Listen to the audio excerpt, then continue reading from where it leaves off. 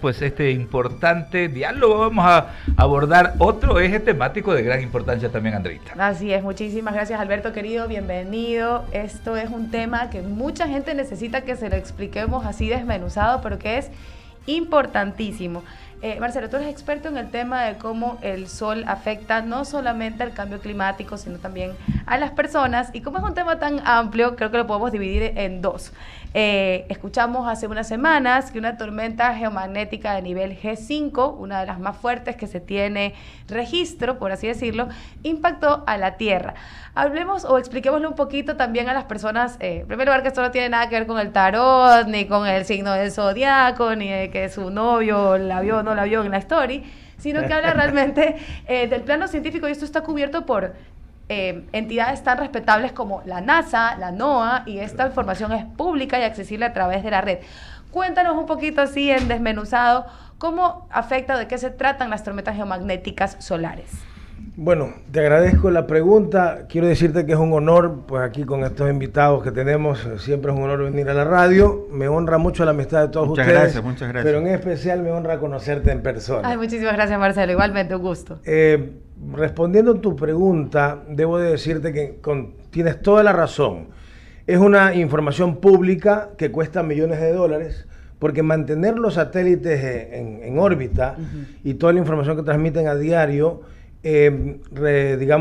provee de una información valiosa y cuesta mantenerla.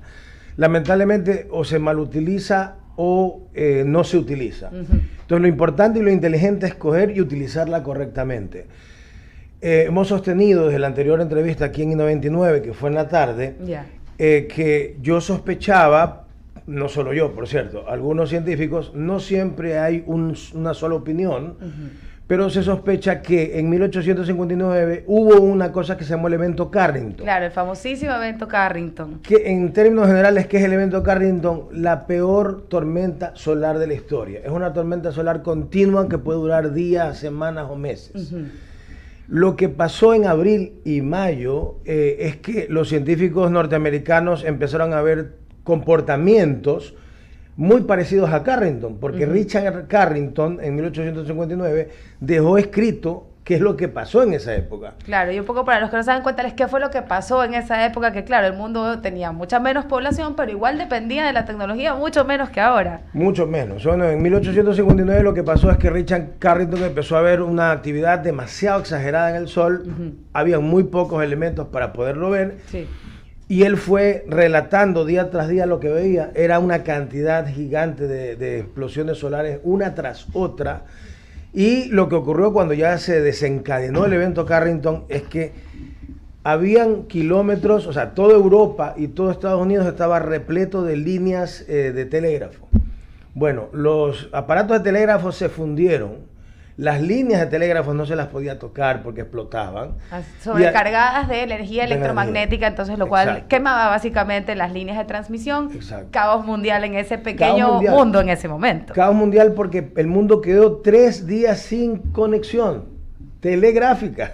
Claro. Y el telégrafo... Como que se nos vaya el internet mundial 3 días. O sea, caos total. Caos total, porque ahora dependemos mucho más. O sea, el telégrafo era un tit. Ahora nosotros transmitimos televisión, internet, bancos, o sea, todo está por internet. Y tengo entendido que las principales afectaciones ahorita frente a las tormentas solares, de 5 para abajo, porque la de 5 es algo realmente fuera de lo común, es algo extraordinario, por así decirlo, tiene su principal efecto en las transmisiones de radio, sobre todo en el tema de los océanos. Son los grandes océanos los que hacen eco, tanto el Pacífico como el Atlántico, y pues pensemos en el tema logístico y la cantidad de productos que se mueven a través de las embarcaciones en el tema marítimo, es obviamente enorme el impacto. Quisiera que nos expliques un poco el ciclo solar del Sol. Se habla de que el Sol cumple años cada 11 años, pero eso para las personas suena que estamos hablando un poco así como Walter Mercado, ¿no? ¿A qué se refieren cuando dicen que el Sol cumple años cada 11 años? Mira, específicamente Richard Carrington es el que descubre el ciclo solar. El ciclo solar no tiene nada que ver con Walter Mercado, que no sé si seguirá vivo dando su... Un abrazo a Walter Mercado. Abrazo a Walter. Pero a lo que me refiero es que ya es conocido desde Carrington, 1859, que el Sol tiene ciclos solares de 11 años. Por eso se llama el ciclo Carrington. Lo que está ocurriendo es que estamos, desde que se empezó a medir, estamos en el ciclo 25 y coincidentalmente, no por un tema esotérico tampoco, se va a cumplir el máximo en el 2025. En el 2025, por eso la gente cree que estamos así como las predicciones mayas, pero en realidad se empezó a contar hace 25 años solares y coincidentemente es en el 2025, cumple 11 años el Sol. Exacto. ¿Y qué pasa cuando el Sol cumple años, básicamente? Cumple 25 años. Muy bonita edad, ¿no? Sí, linda edad. Y cuando el Sol cumple años, lo que pasa es que sus polos se resetean, ¿cierto? Lo cual libera un montón de explosiones que a nivel de fotos se ven chiquitas, pero cada una de esas explosiones son como 36 planetas Tierras, ¿no? Claro, en una manchita solar chiquitita, ¿no? Correcto. Entonces, esta información, ¿cómo puede afectar a las realidades que vimos hoy en día, al tema informático, al tema eléctrico y electrónico? Mira, de mis investigaciones hemos determinado, porque yo relaciono y empecé a estudiar el Sol por el tema de terremotos. Empecé a entender que el máximo solar es peligrosísimo para muchas cosas, inclusive el tema sísmico, y el mínimo solar también es peligrosísimo, y te voy a explicar rápidamente por qué. En el máximo solar tenemos muchas tormentas solares. ¿Qué es una tormenta solar? Es una zona que tiene mucha energía y la expulsa, disparándola hacia el espacio. Y Claro, si estamos... como miles de bombas nucleares explotando Exacto. en un lugarcito pequeño y que cuando apunta a la Tierra, ¡pum!, Eso. le da. Cuando Sí. no nos apunta, Si estamos salvamos. ahí, y si no, nos salvamos. Sí. En el mínimo solar, ¿qué pasa? Que como la energía solar se debilita, se generan unos huecos en la corona solar, se llaman hoyos coronales. Son igual de malos que las manchas solares. Mira tú. Esa información no la tenía Carrington ni Galileo Galilei, porque toda la historia se han medido manchas solares, nunca se han medido hoyos coronales. Wow. Pero ahora te puedo contar que los hoyos coronales son igual de dañinos que las manchas solares. Wow. Pero ahorita estamos caminando hacia el máximo, o sea, lo que más tenemos es manchas solares. ¿Qué es lo que ha pasado en los últimos días? En abril nos torturó una mancha solar llamada AR3663. Sí. Y después en mayo nos torturó la AR3664. Son un par de primas bien Exacto. desgraciadas las dos. Que se activan justamente cuando se alborota el Sol. Mira, ¿Y la 3664, para concluirte, nos sometió a casi 18 tormentas tipo X, que es otra escala. Sí, Tú usas la exactamente. 5, yo uso la X. 18 tormentas tipo X por semana. Esto estuvimos a inicios de mayo. Exactamente, hace Nunca como un se par había de visto semanas. eso. No se había visto nunca eso. Así es, y algo que voy a dejarlo abierto porque entra dentro de la línea de lo que la ciencia sí acepta o no, es el efecto en seres humanos. Y uno de los estudios que más me llama la atención de esto es un estudio de un científico ruso hace unos 40 años, donde compagina los cumpleaños del Sol, para ponerlo en cristiano, con las revoluciones de la humanidad. Y empieza a haber algunos símiles entre la revolución bolchevique, la actividad solar, la revolución francesa, la actividad solar, la época de la iluminación de la humanidad, la época de los grandes pintores, de las y es muy interesante. Es muy interesante leer toda la parte científica que hay al respecto. Y realmente es interesante analizar porque mucha gente cree en el dios Ra, ¿no? A lo largo de toda la historia de la humanidad, la importancia que tiene el Sol y realmente cuánto podríamos prepararnos ahora que la tecnología pues está a disposición. Claro, digamos, lo has dicho muy bien, todas las culturas antiguas adoraban al dios Sol y por algo, ¿no? Hemos avanzado bastante para entender que el Sol no es un dios. Pero lo que decían los antiguos, que nos hemos olvidado, es que cuando el Sol se enoja, nos va mal. Cuando el Sol está de buen humor, nos va bien. Eso pensaban los antiguos. Así es. Ahora, como tenemos el satélite estéreo, ya sabemos que el Sol no se enoja ni le va mal, sino que tiene ciclos. Exactamente. Mira, por si acaso, lo que tú acabas de mencionar, lógicamente yo soy aquí ecuatoriano, ¿no? Agarro el sol, camino por las calles de Guayaquil, pero yo tengo 2 libros en Amazon sobre el mismo tema. Wow. Se llama El Código Solar y Cambiando el Destino. Estos 2 libros, ¿de qué tratan? Precisamente relacionan la actividad solar con hechos históricos importantes. Tengo una frase que la he acuñado: el Sol es el que ha escrito la historia. Porque te voy a poner un ejemplo.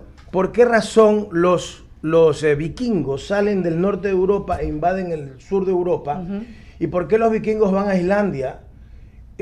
Digamos a Islandia y a Groenlandia, que se llama Groen por verde. Sí. ¿Por qué? Precisamente por un tema solar que generó un cambio en el clima. Climático, así Sí. es. Y eso fue más o menos en el año 400.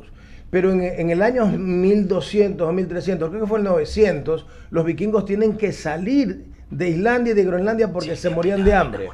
¿Y por qué se mueren de hambre? Porque cambió el clima. Entonces, los vikingos se tuvieron que trasladar de un lado a otro y luego regresar producto de la actividad solar. Y en los libros pongo muchos ejemplos de cómo diferentes países o pueblos han tenido que cambiar su visión y su posición geográfica producto de la actividad solar. Y la última para darle el paso a mis compañeros, porque yo puedo quedarme aquí de largo, por si acaso. Yo estoy aquí en mi salsa, como camarón en salsa golf. Salude primero. Ay, por favor, no digas, Eduardo. Todos me dijeron cuando llegué, no, Andrea ha hecho la entrevista. Estamos aquí. Bueno, está muy bien. Iluminados. Muy buenos días, Eduardo. ¿Cómo estás? Se acordó de saludarlo. Excelente. Es un milagro. Ya Eduardo se ha vuelto un referente de la moda para mí. Definitivamente.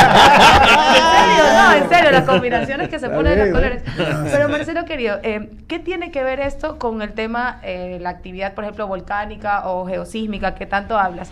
Porque, por supuesto, coincido contigo, podemos decir que la actividad solar, cuando afecta a la Tierra, ha escrito la historia de la humanidad. Incluso podría ser el porqué. Dicen algunos científicos que se esconden dentro de la cueva de los tallos las personas que vivían en esa época debido a alguna actividad volcánica potente como puede haber sido en Shanghái. Y eso te puede ayudar a nivel histórico a contrastar y a comparar ciertos momentos. ¿Cómo afecta el Sol a la actividad sísmica y volcánica del planeta? Total, mira, me conocen aquí todos, y Eduardo me conoce hace muchos años, saben que cuando yo expongo un resultado es porque tiene un respaldo matemático. Yo tengo datos matemáticos de curvas que relacionan la actividad solar con la actividad telúrica, pero te voy a poner el siguiente ejemplo. En mi opinión, lo que está pasando hoy es que nuestro siglo XXI no se parece al siglo XX en el comportamiento solar, sino que se parece al siglo XIX. En el siglo XIX vivieron dos eventos importantes. El primero fue el Carrington 1859, que para mí en este momento estamos viviendo algo parecido. Así es. Pero hubo algo peor en 1800. De eso hablaste en tu artículo Buenos Días del Universo. Así es. En 1817 hubo otro evento que fue peor que Carrington. Es decir, Carrington es el primer escalón y viene un segundo escalón que se llamó el año sin verano. ¿Qué significa el año sin verano? Otro evento Carrington, en mi opinión, o sea, una gran actividad sísmica que afecta los volcanes de la Tierra, los activa y genera un invierno volcánico. En 1817 tuvimos un invierno volcánico que significó un año total sin sol, la atmósfera totalmente tapada, no hubieron sembríos, no hubieron alimentos. Eso pasó en 1817. Hambruna total. Entonces, yo considero que el siglo XXI, el comportamiento solar se parece al del siglo XIX. Por eso estamos viviendo el evento Carrington y yo, como científico y lógicamente puertas adentro, siento la tensión de que pudiera ocurrir un año sin verano. Yo estoy monitoreando la actividad de los volcanes en los últimos días con el evento Carrington. Se han activado como 5 volcanes, pero definitivamente eso es lo que hay que estar monitoreando. Es decir, si este evento Carrington que estamos viviendo, que no ha sido como el de 1859 todavía. Todavía, porque igual nos falta como un año de salvarnos que nos hasta el 2025, sí. Pero el evento Carrington se dio en septiembre, así que esperemos, ojalá no se dé. Pero si el evento Carrington se sale de control, podríamos llegar a una etapa o un periodo como el año sin verano, y eso es lo que estamos monitoreando ahorita. Si hay demasiada actividad, especialmente volcánica, relacionada en los momentos del evento Carrington, podríamos pensar en un posible año sin verano como 1817. Claro, porque cada año solar es distinto al otro, hay más o menor actividad dependiendo de qué tan fuertes sean los impactos que este tenga. Y algo interesante también es que esto se mide a nivel de rayos cósmicos. Entonces, si tú eres un astronauta y te toca salir a reparar la nave afuera, en el momento que hay estas tormentas solares, tienes que ingresar a la nave porque de lo contrario, en el momento que tú regresas a la Tierra, ya tienes todos los tipos de cánceres habidos y por haber dada la exposición tan fuerte a estos rayos cósmicos. Y un dato interesante, los tripulantes de aviación que vuelan en estos vuelos a altitudes normales, comerciales, durante mucho tiempo, en estos momentos donde hay tormenta solar, también pueden recibir una dosis no letal, pero que pueda comprometer su salud de rayos cósmicos, por lo cual sí hay ciertas aerolíneas tomando ciertas precauciones para no exponer tanto. A nosotros a nivel de la Tierra, obviamente, o sea, dependiendo de si estás en Quito o en Guayaquil, los rayos cósmicos no nos deberían afectar, no es que nos van a hacer mutantes, hay regiones del planeta que están... no nos vamos a hacer reptilianos, hay regiones del planeta Debería más... hacer un monólogo, ¿sabes? Yo creo que sí. No, estaría muy bien. Monólogo. Pero es importante saber que hay un contador de estas partículas en el gran colisionador de partículas de Suiza, esta mega colisión donde se chocan y tratan de, según algunos, hacer Yo soy agujeros Team negros. Andrea. Yo soy Ahí, en este colisionador de Suiza se cuenta cuántos de estos rayos cósmicos están llegando a la Tierra y qué efecto tiene este en la vida, porque aún se está recién en pañales descubriendo. Es un tema interesantísimo. Yo me puedo quedar para siempre. No, pero tengo que solamente... darle abuelito en el mi paso. en mi casa nadie me entiende. O sea, aquí está mi hija, no me entiende nadie. Pero Andrea me No, entiende. pero súper interesante, te digo, Marcelo, pero yo estoy seguro que en esta exposición brillante que has hecho, yo tengo muchas dudas, pero quisiera leer primero tu libro, quisiera que nos dejes a conocer tus canales para seguirte. A mí me interesó mucho, la verdad. Sí.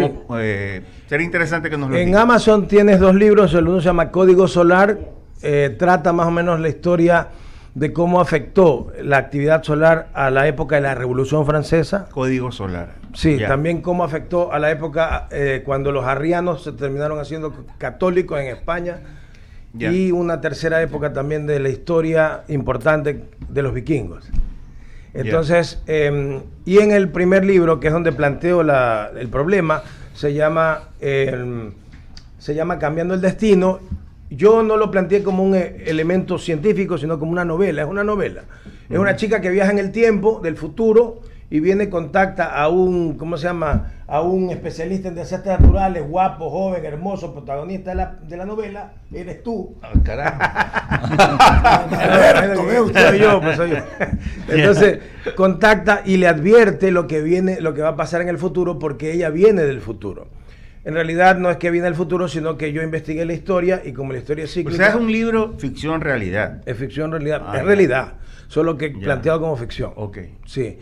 Está disponible y nosotros tenemos canales en TikTok, en YouTube. Eso, pero... Ciencia con Marcelo Moncayo y en Facebook Desastres Naturales con Marcelo Moncayo. Ahí nos pueden Ya, encontrar. correcto. Sí, Marcelo, y a todos a mis compañeros, gusto verlo, escucharlo. Discúlpeme que tuve un atraso tranquilo. largo, un temita con el carro, me tuve que venir con Val.